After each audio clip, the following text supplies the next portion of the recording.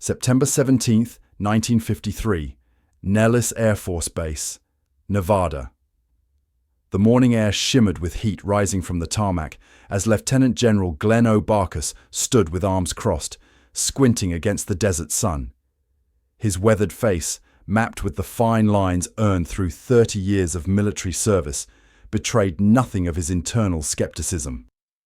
Around him, a small gathering of Air Force officers and engineers maintained a respectful distance, their attention fixed on the sleek F-86 Sabre at the far end of the runway.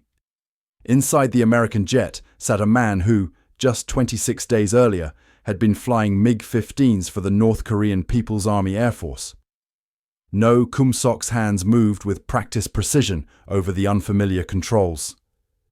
The stick felt different, heavier than his MiGs, but the fundamentals remained the same. Through the canopy, he could see the Americans watching, waiting for him to demonstrate what they had deemed impossible. The radio crackled. "Nellis Tower to Test Flight 17. You're cleared for takeoff and demonstration. Winds light at 3 knots. No nodded to himself, drew a deep breath, and advanced the throttle. The Sabre's General Electric J-47 engine roared behind him, pushing him back into the seat with 5,910 pounds of thrust. The aircraft accelerated down the runway, lifting smoothly into the crystalline Nevada sky. What happened next would fundamentally alter American fighter tactics for a generation. The Sabre climbed steadily to 15,000 feet. No leveled off, circled once to orient himself, then pushed the throttle to full military power. At 600 miles per hour, he executed a maneuver that Soviet pilots had developed and North Korean pilots had perfected. A high-speed, high-G vertical zoom climb that American pilots had consistently failed to replicate. The Sabre screamed upward, converting horizontal velocity into vertical climb at a rate that defied the Americans' understanding of the F-86's performance envelope. For 7 seconds, the aircraft continued climbing vertically, as if suspended by an invisible wire, before rolled 180 degrees and recovered in the opposite direction. On the ground, General Barcus's composure finally broke. "Jesus Christ," he muttered. 3 years earlier, when MiG-15s first appeared over Korea in November 1950, American pilots had encountered a shocking reality. Their aircraft, the F-80 Shooting Star and F-84 Thunderjet, were being outclassed in almost every performance metric. The swept-wing Soviet fighter could climb faster, turn tighter at altitude, and execute vertical maneuvers that left American pilots defenseless. The initial exchange ratio told the story. 13 American jets lost for every MiG-15 downed. American pilots called the northwestern corner of North Korea MiG Alley, a killing zone where Soviet-built jets seemed to defy the laws of aerodynamics. Even after the F-86 Sabre arrived in theater to counter the MiG threat, American pilots continued to report a particular maneuver they couldn't match. A vertical climb that allowed MiG pilots to simply disappear from pursuit, then return seconds later in perfect firing position. Without understanding how the maneuver worked, American pilots remained vulnerable. Now, watching No demonstrate this very technique in an American aircraft, the impossible suddenly became comprehensible. As No brought the Sabre back to altitude for another demonstration, Major John Lowry leaned toward General Barcus. "It's not the aircraft, sir. It's the technique." Barcus nodded slowly. All this time, the implications were immense. If the maneuver could be performed in an F-86, then the MiG's advantage wasn't solely technical, it was tactical. American pilots could learn this technique.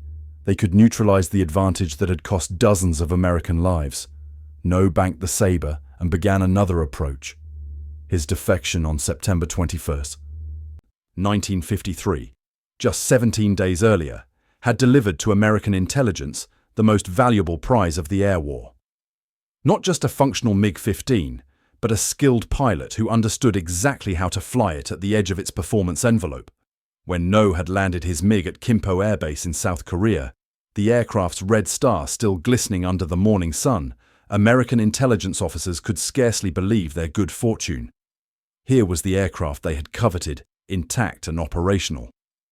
Operation Moolah, the American program offering $100,000 to any communist pilot who would deliver a MiG-15, had apparently succeeded. Yet, as they would soon discover, No knew nothing of the reward. His decision to flee North Korea had been based on a deeper disillusionment with the communist regime and a yearning for freedom that had grown over years of private doubt. In the coming weeks, No would reveal secrets about the MiG-15 that technical analysis alone could never uncover. The subtle control inputs, the precise timing, and the exploitation of aerodynamic principles that made the impossible maneuver possible. American test pilots would fly the captured MiG, confirming its strengths and discovering its weaknesses. Engineers would dismantle it piece by piece, learning everything from its vacuum tube electronics to its British-derived jet engine. But on this clear September morning at Nellis Air Force Base, as No demonstrated the vertical climb technique for the third time, the most valuable intelligence wasn't mechanical, it was human. The knowledge in No's mind would save American lives, transform fighter tactics, and help restore American dominance in the skies. As the Sabre touched down and taxied toward the assembled officers, General Barcus turned to his staff. "Gentlemen, we need every fighter pilot instructor at Nellis on the flight line tomorrow morning. Class begins at 800. The impossible had become inevitable. October 5th, 1932. Sinwiju, Korea. Autumn wind swept across the Yalu River, carrying the scent of coal smoke from the factories of Manchuria on the opposite shore. 10-year-old No Kum-sok stood at his bedroom window, watching Japanese military planes trace silver paths across the morning sky. Their engines hummed with a power that seemed supernatural, defying gravity with mechanical precision that stirred something profound in the boy's imagination. Korea in 1932 existed under the shadow of Japanese colonial rule. The occupation that began in 1910 had systematically dismantled Korean independence, imposing Japanese language in schools, Japanese names on families, and Japanese priorities on the economy. No's father worked as a manager in a Japanese-owned textile factory, a position that provided the family modest comfort amid widespread Korean poverty. "Kum-sok," his mother called, "your breakfast will get cold." The boy remained transfixed by the aircraft. Something about their freedom, their mastery of the sky, planted a seed that would grow into an obsession. He could not yet comprehend how this fascination would one day deliver him from one world into another. Young No excelled in mathematics and physics at his Japanese-run school, displaying an intuitive understanding of mechanical principles that impressed his teachers. By age 14, he had built detailed models of Japanese fighter planes, memorizing their specifications and performance capabilities. While other boys played traditional Korean games in the streets, No filled notebooks with aircraft designs and performance calculations. His father, recognizing his son's technical aptitude, brought home discarded engineering journals from the factory. No devoured them, teaching himself aerodynamic principles despite having no formal training. By 16, he could explain the relationship between wing loading and turn radius, between thrust-to-weight ratio and climb rate, concepts that would later prove crucial to his understanding of jet combat tactics. The Pacific War brought dramatic changes to Korea. Japan's imperial ambitions required total mobilization, and Korean youth were increasingly pressed into service. As American B-29s began appearing over Korea in 1945, No watched with conflicted emotions, terror at the bombs they carried, but fascination with their technical superiority over Japanese aircraft. When Soviet forces entered northern Korea in August 1945, ending Japanese colonial rule, 17-year-old No initially welcomed the liberators. The Korean Peninsula's subsequent division at the 38th parallel placed his hometown under communist control, a political reality that would shape his destiny. By 1949, Soviet authorities had identified No as a candidate for their nascent North Korean Air Force. His technical aptitude, physical fitness, and apparent political reliability made him ideal for the program designed to create an indigenous communist air capability on China's flank.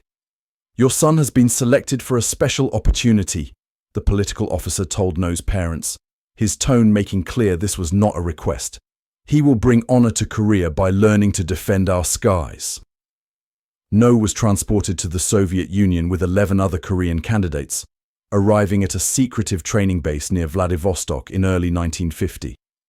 The training regimen was brutally efficient. Soviet instructors, veterans of the Great Patriotic War against Nazi Germany, accepted nothing less than perfection. Flight instruction began in Yak-18 propeller trainers, primitive aircraft with forgiving handling characteristics. No demonstrated natural aptitude, mastering basic flight maneuvers more quickly than his peers. His first solo flight came after just 12 hours of dual instruction, half the time allotted to most students. "You fly like you were born in the cockpit," his gruff Russian instructor noted, the closest thing to praise in the Spartan training environment. While No excelled in the air, political indoctrination occupied equal training time on the ground. Daily lectures reinforced communist ideology and hatred of American imperialism. Lessons detailed American war crimes, capitalist exploitation, and the inevitable victory of Marxist-Leninist principles. No participated dutifully, repeating the required phrases and demonstrating appropriate revolutionary zeal. Privately, doubts flickered. The contrast between Soviet propaganda and his own observations created cognitive dissonance he dared not express. The Soviet officers lived in luxury, while ordinary Russians and his fellow trainees endured deprivation. The system that promised equality delivered anything but. The Korean War's outbreak in June 1950 accelerated No's training. Within months, he transitioned to the MiG-15, the Soviet Union's revolutionary jet fighter. The swept-wing aircraft represented a quantum leap in aviation technology, incorporating lessons from captured German research and powered by a reverse-engineered Rolls-Royce Nene engine that the British had naively sold to the Soviets in 1946. No's first flight in the MiG-15 revealed its extraordinary capabilities. The aircraft accelerated from 100 to 500 miles per hour in under a minute. Its pressurized cockpit allowed comfortable operations above 40,000 feet. Its 3 cannons, one 37mm and two 23mm, delivered devastating firepower against American bombers. Most significantly, the MiG-15 possessed remarkable high-altitude performance characteristics. Its lightweight airframe and powerful engine created a thrust-to-weight ratio that allowed for energy management tactics impossible in earlier fighters. The vertical zoom maneuver that would later confound American pilots became a standard part of No's training. "Use your power and climb rate," his instructor demonstrated. "When the American follows, he will stall before you. Then you roll and kill him on the descent." By April 1951, No had completed training and returned to North Korea as one of its first indigenous jet pilots. At 21 years old, he would soon enter combat against the world's most powerful air force, armed with both a formidable aircraft and a technique that would prove devastatingly effective. Yet beneath his composed exterior, the seeds of doubt continued to grow. The devastation of his homeland, the whispered accounts of political purges, and the stark contrast between propaganda and reality fostered a private disillusionment with the regime he was sworn to defend. No's technical understanding of flight would make him an effective combat pilot. His growing disenchantment with communism would eventually make him America's most valuable intelligence asset of the Korean War. November 1st, 1951. MiG Alley, North Korea. No Kum-sok's hands tightened around the control stick as he led a flight of 4 MiG-15s across the border of the Yalu River. The morning sun glinted off the silvery wings of his jet as it sliced through the thin air at 35,000 feet. Below, the rugged mountains of North Korea showed the scars of 2 years of brutal war. Cratered roads, burned villages, and forests stripped bare by bombing. Red leader to all units. No spoke into his oxygen mask in Korean. American aircraft at 2 o'clock low. Prepare to engage. 8 F-80. Shooting stars cruised 10,000 feet below, unaware of the danger lurking above. The older American jets, with their straight wings and slower speed, made perfect targets for the swooping MiG-15s. No pushed his stick forward, and his MiG nosed over into a diving attack. Wind screamed past his canopy as the airspeed indicator climbed past 600 miles per hour. The G-forces pressed him hard into his seat as he lined up his shot on the trailing American jet. His thumb found the firing button. The MiG shuddered as its 3 cannons, one 37 meters and two 23 meter, spat fire. Large shells tore into the F-80's fuselage. The American plane lurched, trailed black smoke, then rolled over and plunged toward the earth. No pilot ejection was visible. As No pulled out of his dive, American radios crackled with panic. MiGs! MiGs at 6 o'clock high! The remaining F-80s scattered, but their evasive moves were too slow. The MiG's superior speed and climb rate let them control the fight completely. Within minutes, 3 more American planes spiraled downward, trailing smoke and flame. This scene repeated daily across MiG Alley, the name American pilots gave to the northwestern corner of North Korea, where Soviet-built fighters ruled the skies. The early months of the air war shocked the US Air Force, which had grown used to total air superiority during World War II. The F-80s and F-84s that formed America's first jet force in Korea found themselves outmatched in nearly every way. The MiG-15 could climb 9,000 feet per minute compared to the F-80's 4,580 feet. It could operate comfortably above 45,000 feet, while American jets struggled above 40,000. Most critically, its rate of turn and energy retention at high altitude created an advantage American pilots couldn't counter. The statistics told a grim story. By January 1951, the kill ratio stood at 13.1 in favor of MiG pilots. American aircrews began to fear missions into MiG Alley. Some even crossed their feet during bombing runs, pilot slang for hurrying through a mission, sacrificing accuracy for survival. The Americans fly by the book, No told his fellow pilots during debriefing. They come in at the same altitudes, the same speeds, using the same tactics. This makes them predictable. What No didn't share was his growing unease with shooting down Americans.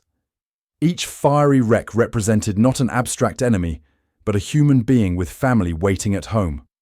The doubt planted years earlier continued to grow. In December 1951, the first F-86 Sabres arrived in Korea. The swept-wing American fighters were designed specifically to counter the MiG threat, and they narrowed the performance gap considerably. American pilots, many with experience from World War II, developed new tactics to offset the MiG's remaining advantages. But one Soviet-developed maneuver continued to baffle the Americans, the high-speed vertical zoom climb that No had mastered. When pursued by an F-86, skilled MiG pilots would pull sharply upward, converting speed into altitude at a rate the Sabres couldn't match. As the American plane stalled out, the MiG would roll over the top and dive down behind it, perfectly positioned for a killing shot. American pilots called it going ballistic, a maneuver they couldn't copy despite flying similar aircraft. The technique cost dozens of American lives as pilots found themselves defenseless at the critical moment. "How do they do it?" demanded Colonel Francis Gabreski, one of America's top aces, during a frustrated briefing. "Our aircraft should be able to follow them up." Engineers and test pilots back in the United States struggled to understand the phenomenon. They studied gun camera footage, analyzed performance data, and conducted tests with their own F-86, but couldn't replicate the MiG's vertical performance.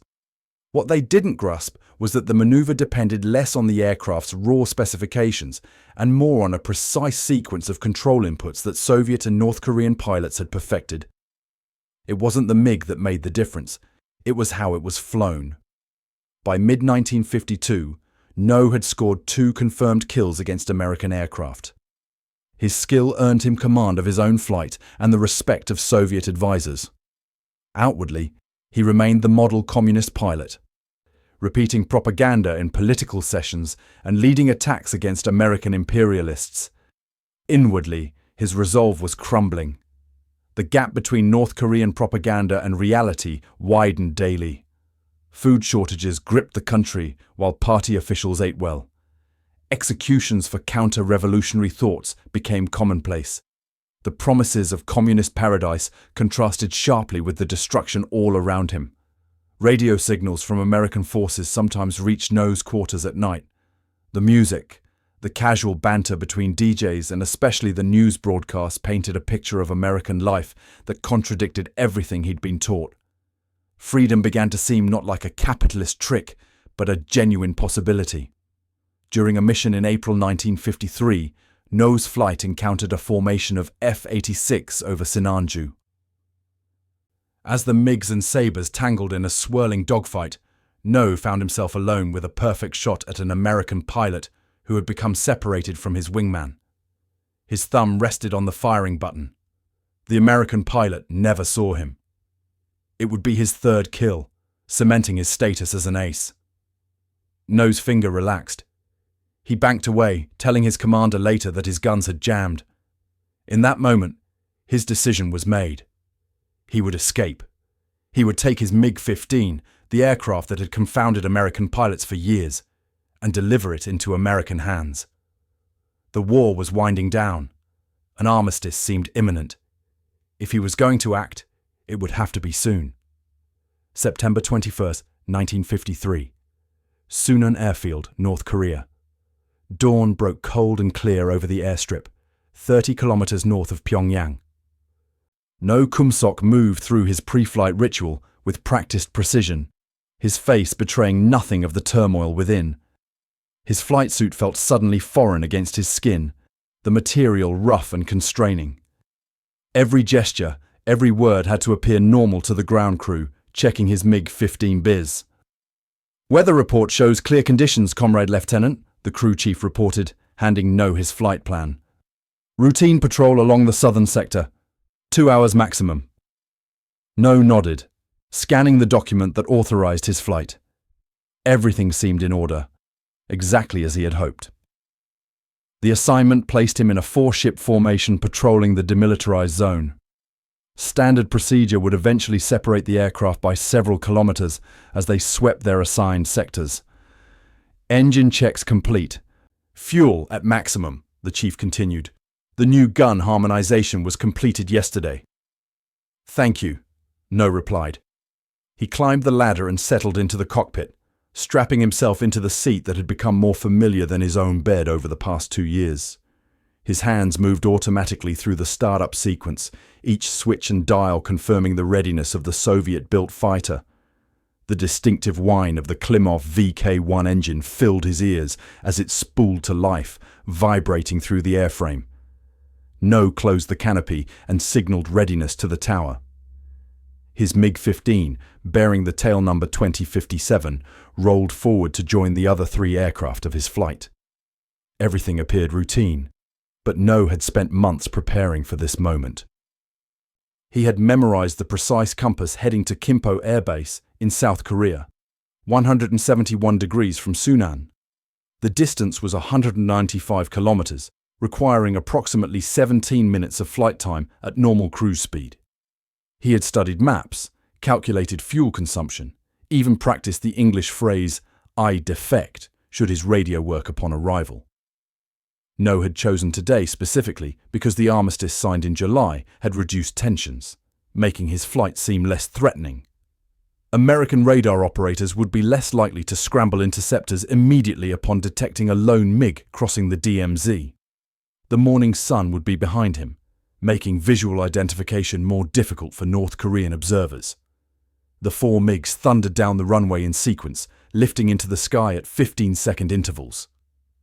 No's aircraft was third in the formation. They climbed to 7,000 meters, leveling off in standard combat spread formation as they headed south toward their patrol area. The sky stretched endless and blue above them, the war-ravaged landscape of North Korea passing beneath their wings. "Red flight, maintain heading 180, the flight leader's voice crackled in No's headset. "Standard patrol pattern. Report any contacts. Red 3. Acknowledged. No responded, his voice steady despite his racing heart. 20 minutes into the patrol, they reached the northernmost point of their route. Following standard procedure, the formation split, each aircraft taking separate sectors to maximize coverage. This was the moment No had waited for. As the other MiGs peeled away, No checked his compass. He waited 30 seconds, then banked sharply right, simultaneously dropping to 4,000 meters to minimize his radar profile. He pushed the throttle forward, accelerating to maximum speed. The sudden course change would be noticed eventually, but he calculated at least 5 minutes before anyone realized he wasn't following his patrol route. Another 5 minutes before they organized a pursuit. By then, he would be across the DMZ. No flew south at treetop level, his MiG streaking over hills and valleys at nearly 1,000 kilometers per hour. The jet consumed fuel rapidly at this speed, but efficiency wasn't his concern now. Every second brought him closer to freedom. He crossed the DMZ at 8:57 a.m., 10 minutes after deviating from his patrol route.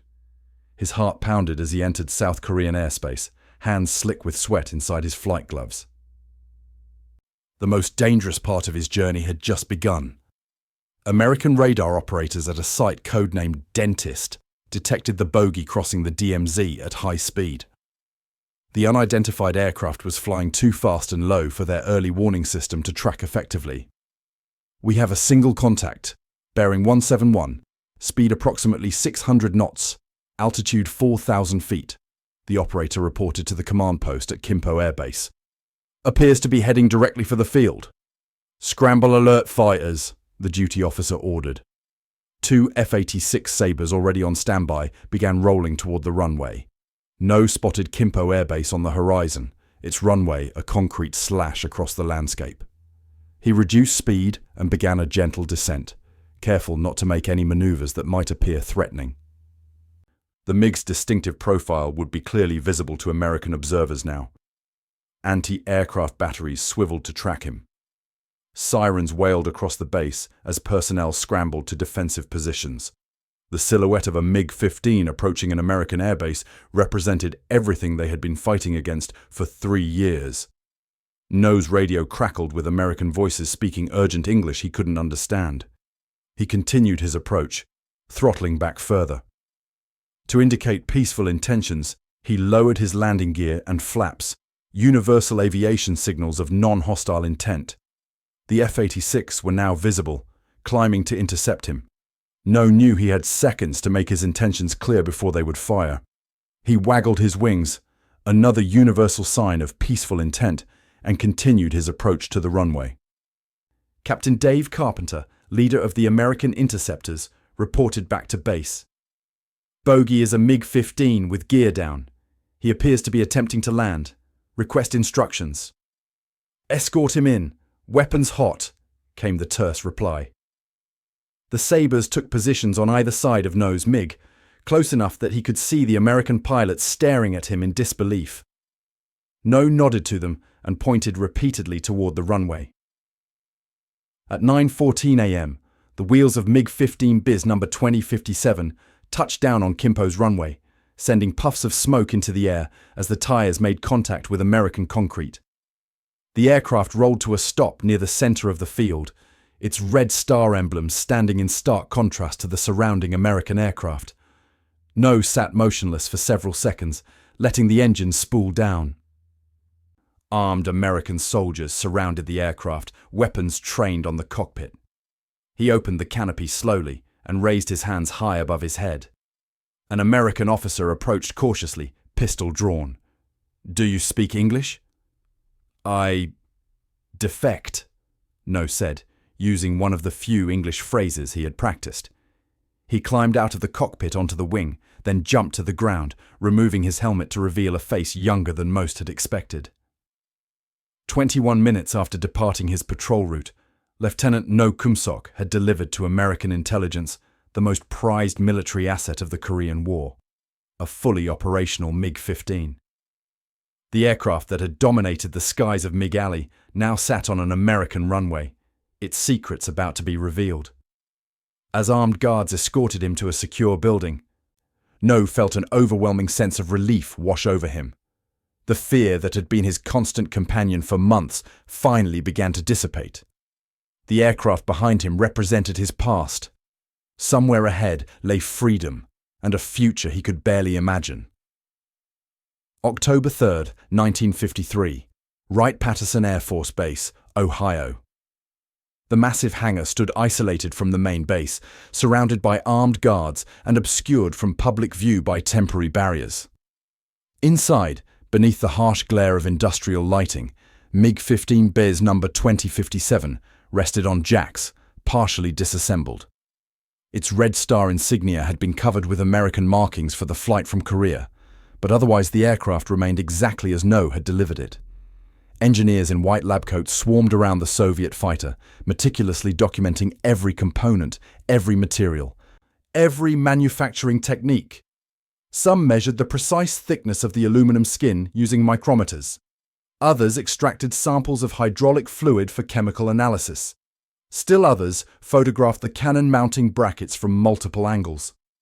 Lieutenant General John Gerhardt, Deputy Chief of the Air Force's Air Material Command, stood beside the aircraft, observing the controlled frenzy of the examination team. Beside him, No Kumsok, now going by the name Kenneth H. Rowe, watched the dissection of his former aircraft with a mixture of fascination and nostalgia. "They're treating it like a living organism," No remarked through his interpreter. "In many ways it is," Gerhardt replied.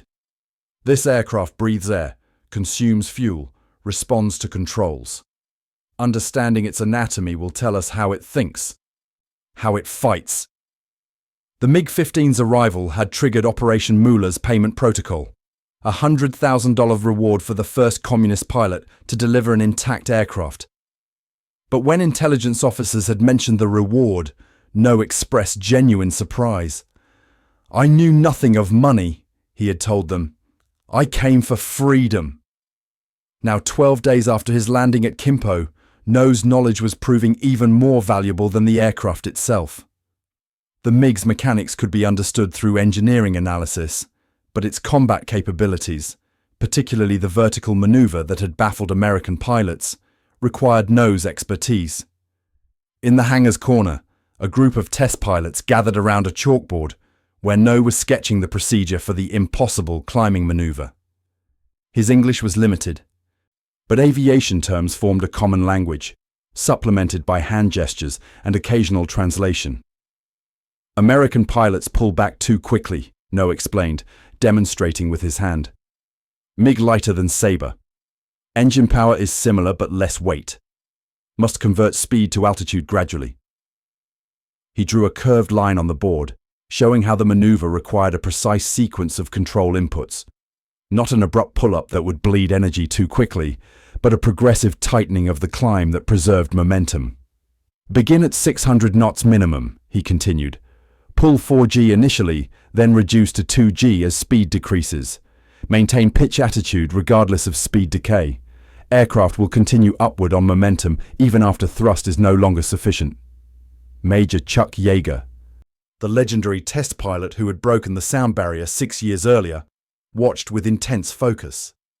He had been assigned to lead the flight testing of the captured MiG, assessing its performance against America's best fighters. "You're saying our pilots could do this in an F-86 all along?" Yeager asked. "Yes," No confirmed. "Not as well as in MiG. Sabre is heavier, but technique works in both aircraft." The revelation struck the assembled pilots like a thunderbolt. American aircrews had died because they lacked this knowledge. Not because their aircraft were incapable, but because they didn't understand the precise control technique required. Across the base, in a secure hangar designated Foreign Technology Division, the MiG's VK-1 engine sat disassembled on a laboratory bench. Engineers had confirmed their suspicion that it was a direct copy of the Rolls-Royce Nene, an engine the British had naively sold to the Soviets in 1946, believing it too advanced for them to reproduce. "The Soviets didn't just copy it," reported the lead engineer, pointing to modifications in the compressor section. "They improved it. Better high-altitude performance, slightly more efficient fuel consumption.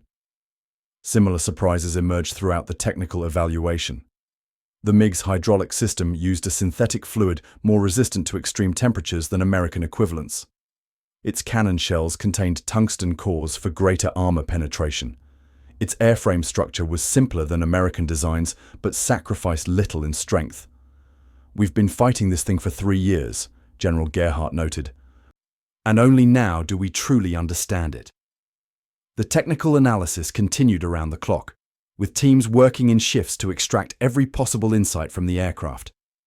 Within days, preliminary reports flowed to Air Force commands worldwide, providing tactical recommendations based on newly discovered MiG vulnerabilities. But the most immediate impact came from nose demonstrations. On October 14th, he joined Yeager and a select group of instructor pilots at Nellis Air Force Base for flight tests comparing the MiG's performance to the F-86. No flew the F-86 himself, demonstrating that the vertical maneuver could indeed be performed in the American aircraft. "It's all in the energy management," Yeager explained after witnessing No's demonstration. "He's teaching us to think differently about how we fly these jets." Within weeks, the Fighter Weapons School at Nellis had incorporated No's techniques into their curriculum. Combat pilots rotating back from Korea received intensive training in the newly understood maneuvers before returning to their squadrons. The tactical advantage that had cost so many American lives began to evaporate. On October 23rd, Major John Lowry took the captured MiG-15 for its first comprehensive flight test by an American pilot. The aircraft, now designated Yak-E to mislead Soviet intelligence about its origin, performed exactly as No had described. "She climbs like a homesick angel," Lowry reported after landing. "Different feel than our aircraft. Lighter on the controls, more responsive at altitude, but nothing magical, nothing we can't counter now that we understand it." Technical evaluation of the MiG continued for months, yielding insights that would influence American fighter design for decades. Engineers discovered that the MiG's simple construction allowed for rapid production and easy field maintenance. Its swept wings provided better high-speed performance than the straight-winged American jets it had initially faced. Its bubble canopy offered superior visibility compared to the F-86's more restrictive framing. But the most valuable intelligence remained: No himself. Beyond the aircraft's capabilities, he provided detailed information on North Korean pilot training, tactical doctrines, communication procedures, and airbase operations. He identified weaknesses in Soviet air defense networks and explained how communist pilots were instructed to exploit American tactical tendencies. By December 1953, No had been settled in a safe location, given a new identity, and begun the process of building an American life. His immediate value to military intelligence had been extracted, but his ongoing cooperation would continue to yield insights for years. At Wright-Patterson, engineers completed their disassembly and analysis of MiG-15B's number 2057. Its components had been catalogued, its materials analyzed, its secrets revealed. The aircraft would never fly again, but its legacy would transform American fighter tactics for a generation. In a secured briefing room at the Pentagon, Air Force Chief of Staff General Nathan Twining reviewed the final technical report from Operation Moolah. "Gentlemen," he told the assembled officers, "we've been afraid of a ghost. The MiG is an excellent aircraft, but it's the man in the cockpit who made the difference. And now, thanks to Lieutenant No, that advantage is ours." January 15, 2005. University of North Carolina, Charlotte. Professor Kenneth H. Rowe straightened his tie as he prepared for the final lecture of his aerospace engineering course.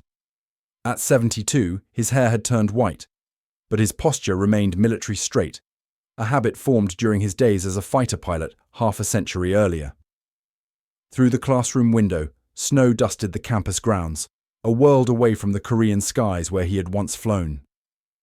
"Today we'll conclude our discussion of swept-wing aerodynamics," he told his students, many of whom had no idea their professor had once been Lieutenant No Kumsok of the North Korean People's Army Air Force.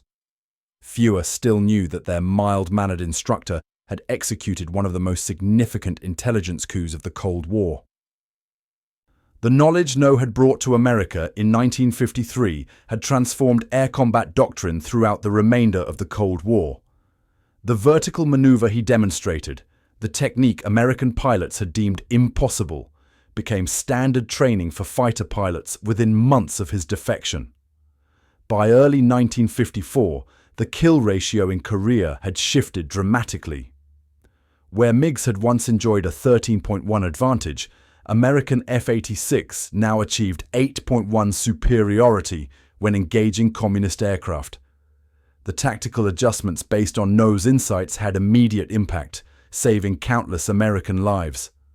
More significant were the long-term effects on fighter design. No's detailed explanations of MiG-15 performance capabilities influenced the development of every American fighter that followed.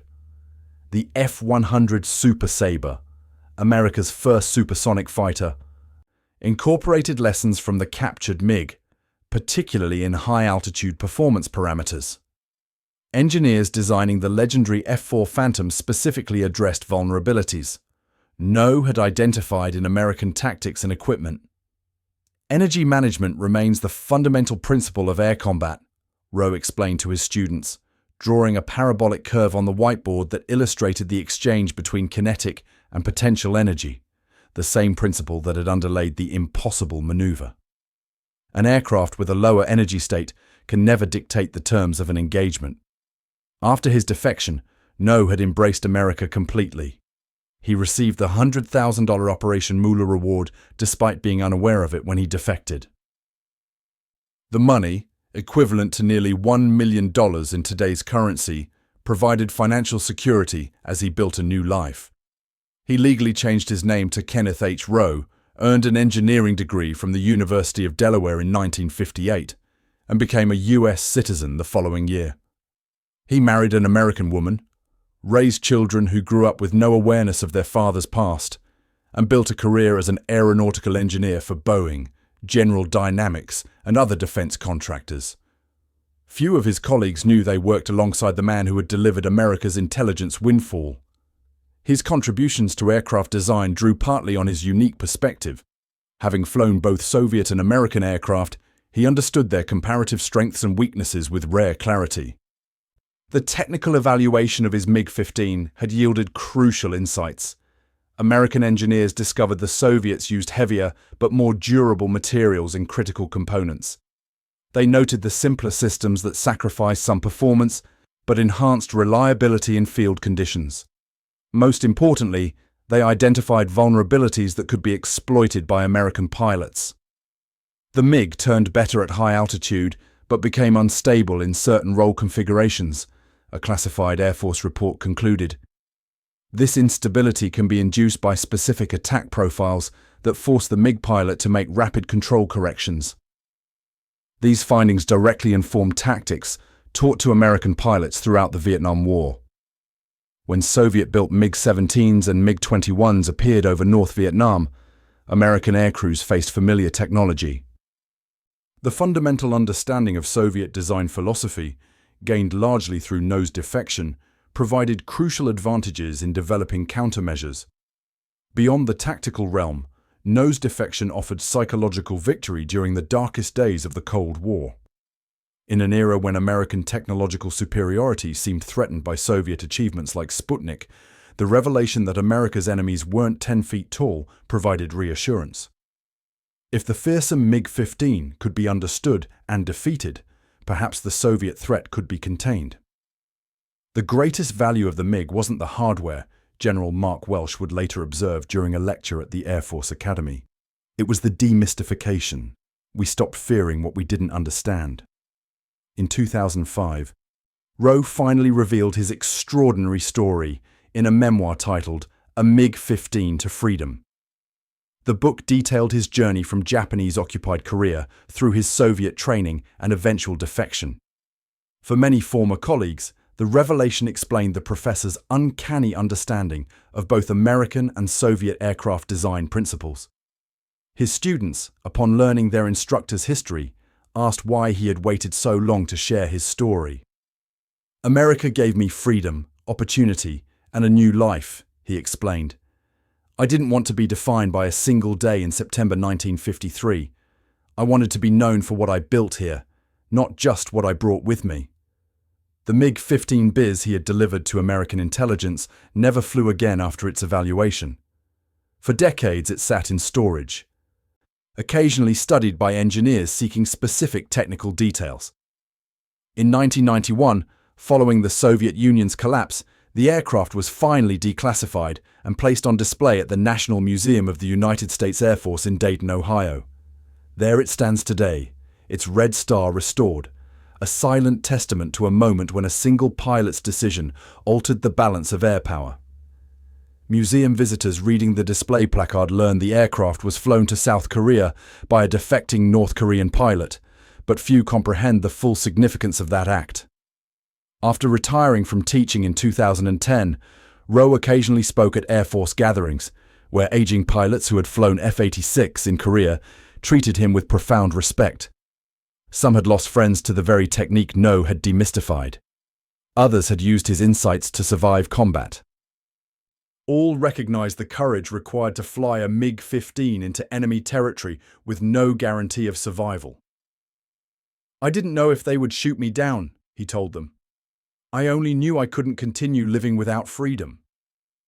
In a modest ceremony at the Pentagon in 2012, Secretary of the Air Force Michael Donnelly presented Rowe with a special recognition for his contributions to American aviation security. The citation acknowledged not only his defection, but his subsequent decades of service to American aerospace engineering. "Your courage brought us not just an aircraft, but understanding," Donnelly said. "In war, knowledge saves more lives than weapons." As Rowe concluded his final lecture that snowy January day in 2005, a student asked about the most important principle in aircraft design. The professor paused, considering the question from multiple angles. As a former MiG pilot, as an American engineer, as a man who had seen aviation technology evolve across 6 decades. "Balance," he finally answered. "The perfect aircraft balances speed with maneuverability, simplicity with capability, theoretical performance with practical reliability." He smiled, remembering the vertical maneuver that had once seemed impossible to American pilots until they understood the principle behind it. "Sometimes," he added, "what appears impossible is merely waiting for someone to show us how."